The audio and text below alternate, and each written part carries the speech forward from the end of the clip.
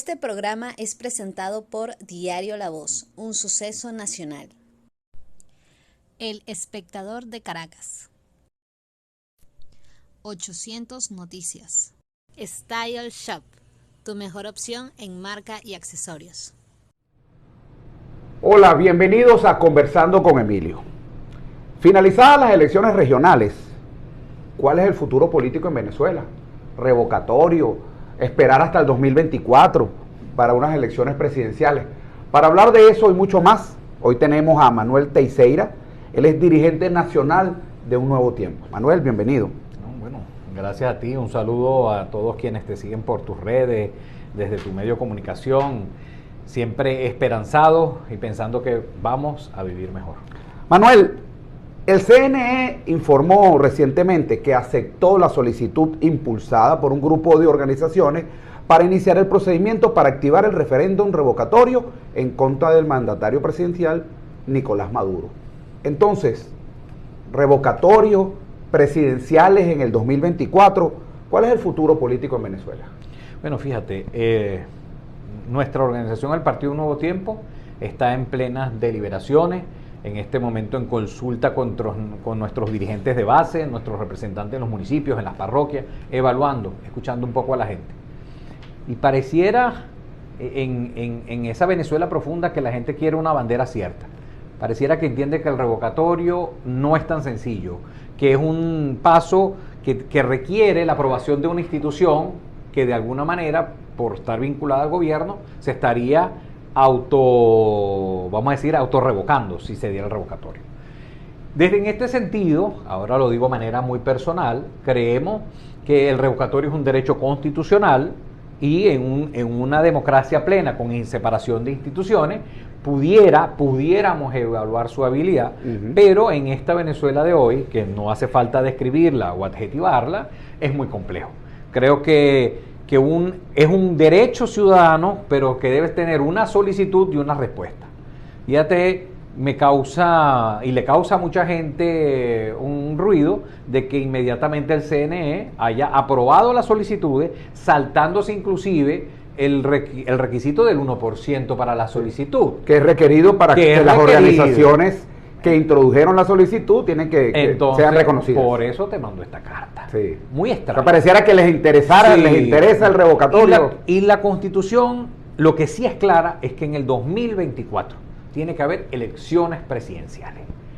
El revocatorio, que si las firmas planas, que si los 4 millones, que si tienen que votar en el Estado, empieza una complejidad de argumentos que inclusive nos pudieran llevar al 23 para elaborarlo. Y recordando que si es a partir del año que viene, podemos revocar al presidente, pero quedaría el vicepresidente. Entonces, es tan complejo que lo que nosotros creemos, y lo digo de manera personal, pero lo estamos evaluando en las diferentes organizaciones partidistas, incluyendo la nuestra, Un Nuevo Tiempo, que como te digo, estamos visitando los municipios, escuchando a la gente, es que hay que organizarse y prepararse, porque inequívocamente en el 2024 habrá elección presidencial que nos puede permitir a través del voto el cambio político, el cambio de modelo que tanto anhela Venezuela.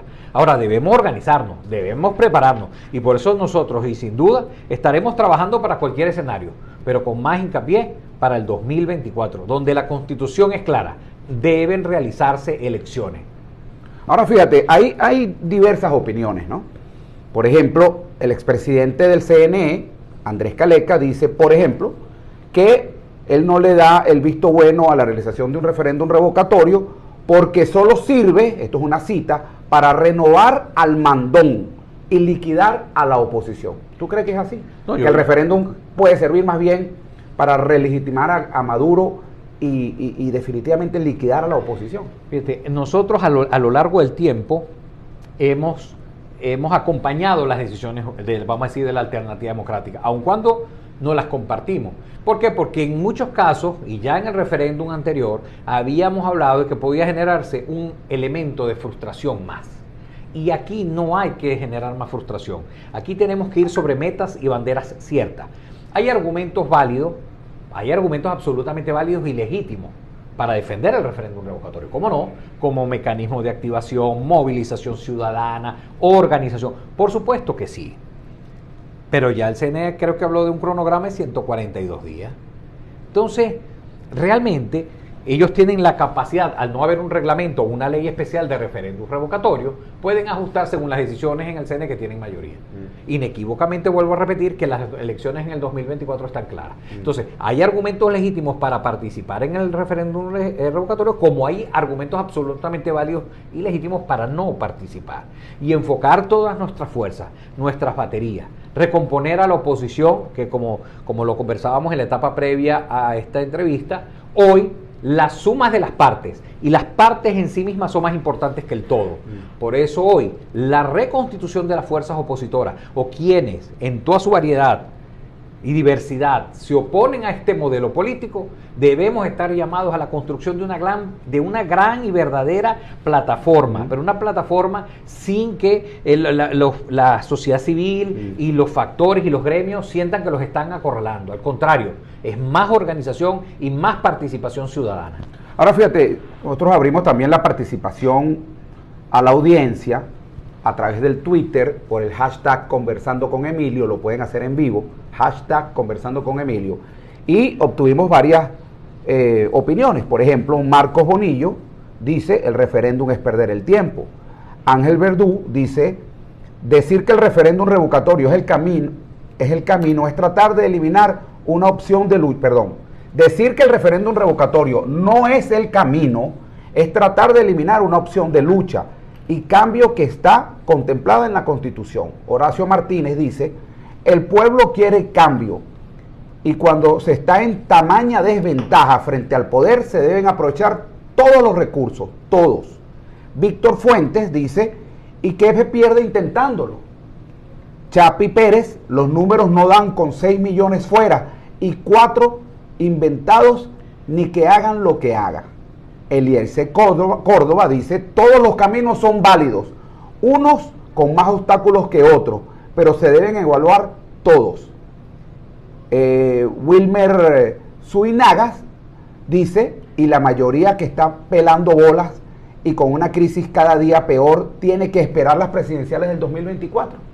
No, yo coincido que voy a repetirlo, hay argumentos legítimos para hacerlo y para no hacerlo. Ojo, quien suscribe, y lo hemos dicho en diferentes entrevistas tuyas y lo hemos dicho repetidamente a través de los años, creemos, como dijo un compañero ahí, todos los mecanismos y todas las rendijas que nos permitan a nosotros espacios de lucha democrático, pacífico, estaremos de acuerdo. Ahora bien, el problema no es que es una rendija, el problema es que este es un mecanismo que inclusive en el pasado nosotros defendimos cuando se aprobó en la Constitución de la República Bolivariana de Venezuela. Es un mecanismo que hoy tiene la dificultad que, a pesar de que es un derecho constitucional, tiene que estar aprobado y regido por una institución que no tiene claridad y no ha demostrado del todo una claridad. Entonces, ellos pudieran, de alguna manera, como no hay ley de procesos de referéndum revocatorio, establecer algunos mecanismos, como ya han dado algunos. Y por eso nosotros insistimos, nosotros el que quiera desarrollar el referéndum revocatorio creemos que es legítimo que lo haga. Nosotros no estamos oponiéndonos. Lo que nosotros creemos es que la gran oportunidad que tiene la oposición es de reconstituirse, porque estamos en el 22. Esto es una carrera para el 24 que tiene 36 meses. Y el cronograma tenemos que desarrollarlo con inteligencia, con astucia, con organización. Nosotros tenemos que ir como ya se pasó el trance, ya la oposición de alguna manera regresó a aquel camino que nosotros tanto peleamos, que era democrático y a través del voto. Bueno, la oposición tenía que pagar esa mea culpa de haberse alejado del voto, ya lo hizo, pero se reencontró con los electores, las organizaciones políticas volvieron al ruedo, los dirigentes están en la calle. Ahora, ¿qué hace falta? Más organización para ir a la elección del 24. Ahora, Manuel, hay otras opciones. Fíjate, hay un comentario que hizo Juan Guaidó, a quien entiendo como líder dentro del G4, donde el partido que tú representas está involucrado en un nuevo tiempo en el G4. Pero fíjate lo que dice Guaidó: hay que diferenciar la activación del revocatorio de la posibilidad de una elección para salir de Maduro, que es la que necesitamos para que se exprese el pueblo venezolano, como en Barinas. Además, Maduro va a intentar de todo para bloquearlo. Vamos a liderar la salida de Maduro por la vía electoral en este 2022 sin circunscribirlo a una sola posibilidad, porque tenemos muchas presidenciales adelantadas, y el mecanismo plebiscitario para salir del dictador. Esto es una cita. Entonces, interpreto que Juan Guaidó no está de acuerdo con el referéndum revocatorio, pero que hay otras cartas. Entonces, hay otras cartas. ¿Qué otras posibilidades hay para cambiar el gobierno en este 2022 y no en el 2024, como lo deja entrever o lo deja entre líneas ver Juan Guaidó? Bueno, eso son opiniones personales y cada quien que dé sus interpretaciones a las declaraciones de cada dirigente. Ahora bien, ¿qué es lo que nosotros vemos absolutamente claro? Que si es verdad que se pudiera activar el revocatorio en el 2022, no está establecido ni siquiera los cronogramas de inicio o vencimiento de la fecha para solicitarlo. Y como te decimos, si ese revocatorio se hiciera el año que viene, no estamos haciendo nada, porque quedaría el vicepresidente. Entonces, cambiar... O sea, si se revoca el presidente, quedaría el vicepresidente hasta el 2000... Entonces, ¿qué tenemos? ¿Cuál es la visión nuestra? La que sí es indiscutible, innegable, constitucional, podrán moverla de mes, pero es en el 24, es la elección presidencial. Si nosotros con una bandera cierta, un objetivo cierto, organización, compasión, y demostrando lo que dicen todas las encuestas y que se demostró que en algunos estados que cuando se hacen las cosas bien y hay la sumatoria de las voluntades se pueden lograr los objetivos, es enfilarnos con una meta cierta, unitaria, en el 2024. Esa es nuestra opinión personalísima, que inclusive pareciera la comparten algunos compañeros de partido y de otros partidos, pero eso está en pleno desarrollo, en plena discusión. Apenas, han admitido una solicitud y 2 adherencias. O sea, todo esto es muy complejo. Ahora, en el camino estamos viendo, estamos evaluando, estamos consultando. Y vuelvo a repetir, lo que nos dice la mayoría de la dirigencia en la base es que la gente lo que quiere es, dime cuál es el momento para yo salir a votar con mi cédula y hacer el cambio político. Y eso solamente de manera cierta nos lo va a ofrecer el 2024. Ahí hasta las piedras tienen que salir a votar, hasta todo el mundo con su cédula, inequívocamente. Es un día, son unas horas, tal vez unos minutos. Pero nosotros tenemos que organizarnos en función de lo que dice nuestra Constitución, y es que en el 24 tenemos la oportunidad de cambiar el modelo. Aquellos que quieran, como lo decimos, el que quiera activar el referéndum revocatorio, bueno, es libre, es legítimo, es absolutamente válido, tiene argumentos legítimos para hacerlo, porque es un derecho constitucional. Ahora, nosotros responsablemente, bueno, podemos acompañar, pero nuestro enfilamiento político debe ser más organización, estructurar, revisarnos, activarnos. Manuel, vamos a ir a un corte de publicidad. Al regreso, quiero que me hables de Barinas. Ahí en la mención que hacía de la cita de Juan Guaidó toca el tema de Barinas. Y Barinas también ha tenido muchas interpretaciones, pero muchísimas. Que si Barinas se perdió porque la oposición fue unida, o que no fue que se perdió, sino que el chavismo la entregó. En fin, hay muchas interpretaciones. Vamos a hablar un poco de eso. El efecto Barinas en la oposición y en el gobierno. Vamos a ir a un corte de publicidad y al regreso más de Conversando con Emilio, hoy con Manuel Teixeira. Él es dirigente nacional de Un Nuevo Tiempo. Ya regresamos. A pesar de la crisis, el diario La Voz cumple su compromiso de informar con imparcialidad y valentía. El impreso, la versión digital y nuestras redes sociales te conectan oportunamente con el acontecer nacional e internacional. Diario La Voz, un periódico para la Venezuela de hoy. Diario La Voz, un suceso nacional. Estamos de regreso conversando con Emilio, hoy con Manuel Teixeira. Él es dirigente nacional de Un Nuevo Tiempo, y dejábamos una pregunta al aire. Los resultados de Barinas. Hay quienes dicen que los resultados de Barinas son producto de una verdadera unidad en la oposición. Por supuesto, no en un 100%, eso creo muy difícil, dado la gran cantidad de intereses que existen, que eso es muy difícil que ocurra, pero ciertamente ocurrió unidad en sectores que no fueron unidos en las elecciones regionales. Y hay gente que dice que no, que es una estrategia dentro del madurismo para salir de la familia Chávez, en fin. Entonces, tiene cualquier cantidad de interpretaciones. Para ti y para un nuevo tiempo, Manuel, ¿cuál es el análisis de los resultados de la gobernación de Barinas que le dieron a la oposición esa gobernación? Sí, bueno, primero vamos a la parte final. Resultado. Hoy la oposición es gobierno en Barinas. Entonces, bajo cualquier punto de vista, es una victoria. La razón que sea, las conozcamos o las supongamos, la verdad es que salió ganando el pueblo de Barinas. Salió ganando el país. Ahora bien, ¿qué pasa en Barinas? En Barinas todas las encuestas que había decían que Barinas es un estado que cambió. Hoy su población es pro-opositora. Producto de la crisis, producto de los gobiernos que no atendieron a la gente, las razones políticas naturales, la gente quería un cambio. Y eso lo decían las encuestas. Lamentablemente, por trapisondas y manejos turbios, no se reconoció el resultado en un momento determinado. Bueno, pasó lo que inclusive pasó en otros países, como el ejemplo de Turquía. Cuando se repiten las elecciones y se quiere torcer la voluntad popular, genera una reacción en el elector contraria, aguerrida. Y en este caso fue lo que sucedió. No podemos dejar de evaluar, porque es la parte objetiva, que ciertamente el candidato del PSUV aumentó los votos, logró la cohesión de las fuerzas chavistas, que son una realidad.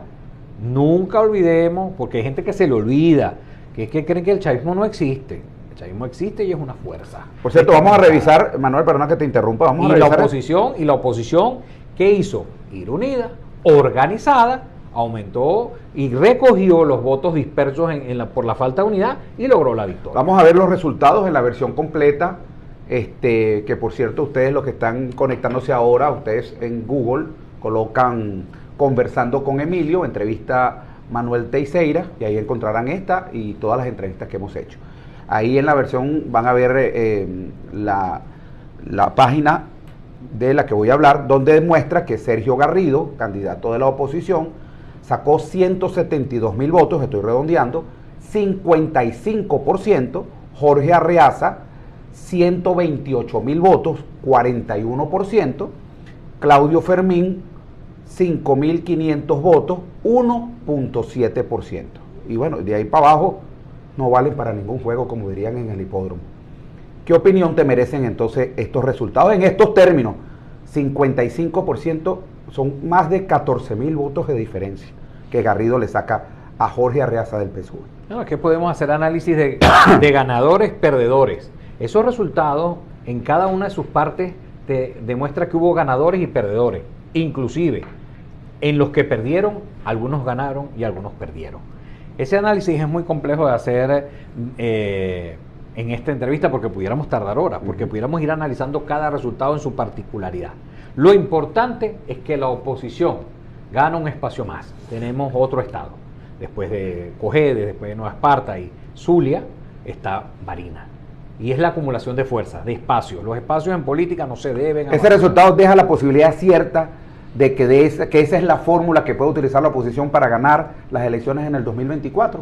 Inequívocamente, absolutamente. O sea, es la vía democrática, pacífica y a través de voto que nosotros vamos a conseguir el cambio. Lo demás, como ha dicho nuestro presidente fundador Manuel Rosales y gobernador del Zulia, son pajaritos que están en las nebulosas. Tenemos que ir a banderas ciertas y concretas, objetivas, irrevocables, irreversibles, como lo dice nuestra Constitución, que es la elección presidencial del 2024. Esos resultados no le favorecen, esos resultados de Barinas no le favorecen al chavismo porque le lava la cara al CNE y favorece al madurismo y deja mal parado a Diosdado Cabello, que era el jefe de campaña, como dicen algunos sectores. Las interpretaciones, te pregunto. Son interpretaciones, porque vuelvo a repetir, hasta en ese resultado puede haber ganadores y perdedores. Cada quien que haga su análisis. Yo no soy quien para hacer un análisis de las fuerzas chavistas, para nada. Las respeto, existen. Ellos que evalúen y hagan lo que consideren que tengan que hacer. ¿Qué tenemos que hacer desde la oposición? Es revisar nuestros resultados. Más organización, más estructura, más cohesión de las fuerzas opositoras. Muy importante, y lo voy a repetir porque me parece muy poderoso, que hoy las partes y la suma de las partes es más importante que el todo al final.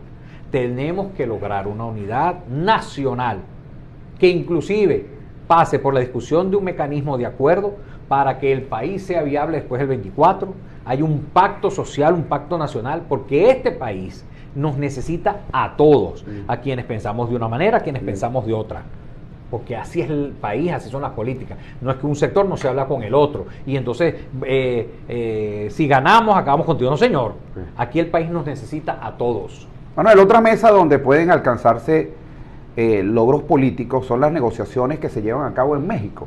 ¿Tú piensas que eso sigue? ¿Qué puede salir de allí? Bueno, nosotros hemos apostado a través de los años, hemos apostado en todas nuestras declaraciones, aun cuando en momentos, bueno, las redes nos quisieron psiquitrillar y algunos opinadores, nosotros hemos mantenido firme que es una negociación y un acuerdo lo que necesita este país. No es un tema de política, es un tema de realidades. Es un tema, tenemos un ciclo histórico que ya va para 23 años. Y ese ciclo, bueno, tiene una cantidad de perversión, una cantidad de una crisis multifactorial en el medio. El gran perdedor ha sido el pueblo de Venezuela. Entonces, los dirigentes políticos estamos llamados a un gran acuerdo que trascienda a cuál es el partido que está en el gobierno. Tiene que ser un pacto de Estado con las diferentes visiones, respetando las visiones, llegando a acuerdos. Esa es la política. En la mayoría de los parlamentos y en los países del mundo hay discusiones entre las fuerzas vivas del país, o los que son gobierno, los que son oposición, y se ponen de acuerdo. Yo creo que parte de esto es todavía la rémora de la polarización tan grande que existió en Venezuela. Pero nosotros estamos llamados a un gran acuerdo, a una negociación, y por eso es que inclusive el referéndum revocatorio es complicado, porque el referéndum revocatorio nos iría a ir a una confrontación, pues te voy a sacar. En cambio, lo que está demostrado es que aquí se necesita llegar a un acuerdo. No es un acuerdo como dicen algunos de cohabitar, no, eso no es la terminología. Es un acuerdo en beneficio de la gente, no de los políticos, de las cúpulas. Es un acuerdo que logre vencer la crisis multifactorial que vive el país. Y eso pasa por llegar a esa elección con mecanismos de acuerdos donde se den garantía de que el que va a gobernar, va a proponer el modelo de país, pueda hacerlo, pero quien sea oposición también puede hacerlo, dentro del marco democrático. Eso es fundamental para lo que necesita el futuro de Venezuela. Aprovechando que estamos conversando de temas en el exterior, en este caso hablamos de México, de la mesa en México, ¿qué opinión te merece el giro que está ocurriendo en América Latina luego de la elección del candidato de izquierda Gabriel Boric en Chile? ¿Sigue la izquierda repotenciándose en América Latina? Por ahí vienen las elecciones este año de Brasil y Colombia, y se habla de Lula, se habla de Petro. ¿Qué opinión te merece esos resultados? Bueno, es que el problema que tenemos, recrecimiento de la izquierda en América Latina. El problema de Venezuela es que lo que tenemos es la estigmatización de la izquierda por un modelo llamado de izquierda que ha sido nefasto. Pero la izquierda puede ser beneficiosa para los pueblos. En Europa hay gobiernos de izquierda, en América Latina han habido y habrán gobiernos de izquierda, y quienes militamos en esa izquierda racional, democrática, lo vemos positivamente. Nosotros estamos convencidos que Boric va a ser un buen gobierno en Chile, porque es de las nuevas generaciones, ha entendido la política de manera no ortodoxa, sino un poco más pragmática, pero siempre en beneficio del ser humano. Y seguramente Lula posiblemente gane en Brasil, y seguramente la izquierda va a, para muchos de manera increíble, ser gobierno en Colombia. Porque esas son las realidades, la alternabilidad. Eso no quiere decir que se van a convertir en Venezuela. No, porque el mundo es más pragmático. Ahí está Perú.